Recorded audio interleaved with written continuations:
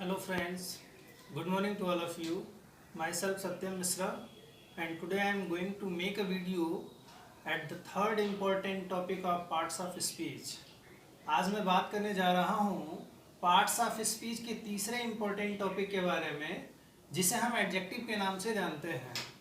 तो आज मैं बताऊंगा आपको कि पार्ट्स ऑफ स्पीच के इस तीसरे टॉपिक एडजेक्टिव मीन्स क्या होता है, इसका डेफिनेशन क्या होता है, इसके टोटल टाइप्स क्या क्या हैं और इनको किस तरह से परिभाषित किया गया है और इनके एग्जाम्पल कैसे कैसे हैं। So let's see from the very beginning. Adjective means होता है इन हिंदी विशेषण, और अगर हम इसके परिभाषा की बात करें तो ये कह सकते हैं कि विशेषण एक ऐसा शब्द होता है जो दिए गए किसी संज्ञा या सर्वनाम की क्वालिटी को बताता है, या संज्ञा या सर्वनाम के गुणों को बताने वाला जो होता है उसे हम विशेषण कहते हैं। In English an adjective is a word which shows और describes the quality of a noun और pronoun that is called adjective. Mainly there are 8 kinds of adjective in parts of speech. पहला जो आता है वो है एडजेक्टिव्स ऑफ क्वालिटी, जिसे हिंदी में हम कहते हैं गुणवाचक विशेषण। दूसरा जो है वो है एडजेक्टिव ऑफ क्वांटिटी, जिसे हम हिंदी में कहते हैं मात्रा सूचक या परिमाण सूचक विशेषण। तीसरा जो है वो एडजेक्टिव ऑफ नंबर, जिसे हम हिंदी में क्या कहते हैं संख्यावाचक विशेषण। चौथा आता है प्रॉपर एडजेक्टिव, जिसे हिंदी में हम व्यक्तिवाचक विशेषण कहते हैं। फिफ्थ पोसेसिव एडजेक्टिव, इन हिंदी अधिकार सूचक विशेषण। डिस्ट्रीब्यूटिव एडजेक्टिव, इन हिंदी वितरण सूचक विशेषण। डिमॉन्स्ट्रेटिव एडजेक्टिव, जिसको हिंदी में कहते हैं संकेत सूचक विशेषण। और लास्ट आता है इंट्रोगेटिव एडजेक्टिव, जिसे हम कहते हैं प्रश्न सूचक या प्रश्नवाचक विशेषण। These are the 8 kinds of adjectives. अब इसमें बात करें कि एडजेक्टिव ऑफ क्वालिटी में क्या क्या आता है। जब दिए गए किसी वाक्य में किसी नाउन या प्रोनाउन के शेप, साइज, कलर या स्ट्रक्चर की बात की जाए तो वो कहलाता है एडजेक्टिव्स ऑफ क्वालिटी।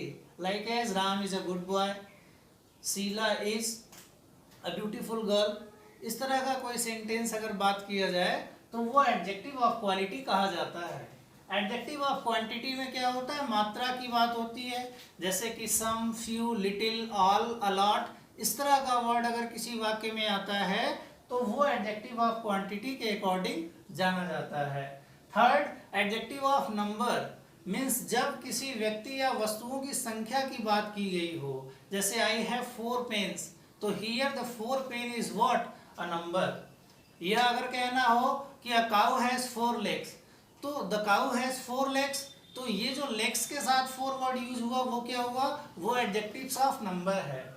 यानी जहां दो व्यक्तियों या दो वस्तुओं के बीच के संख्या की बात की गई हो। फिर आता है प्रॉपर एडजेक्टिव, जिसमें हम किसी प्रॉपर नाउन को किसी प्रॉपर एडजेक्टिव में कन्वर्ट कर देते हैं। जैसे India is a proper noun, लेकिन जो हम उसे इंडिया से इंडियन कर दें तो वो प्रॉपर एडजेक्टिव। कनाडा को कैनेडियन कर दें तो वो प्रॉपर एडजेक्टिव। ऑस्ट्रेलिया को ऑस्ट्रेलियन कर दें तो वो प्रॉपर एडजेक्टिव। अफ्रीका को अफ्रीकन कर दें तो प्रॉपर एडजेक्टिव। अमेरिका को अमेरिकन कर दें तो वो प्रॉपर एडजेक्टिव। चाइना को चाइनीज कर दें तो वो प्रॉपर एडजेक्टिव। फिर आता है पोसेसिव एडजेक्टिव, जिसमें किसी अधिकार की बात होती है।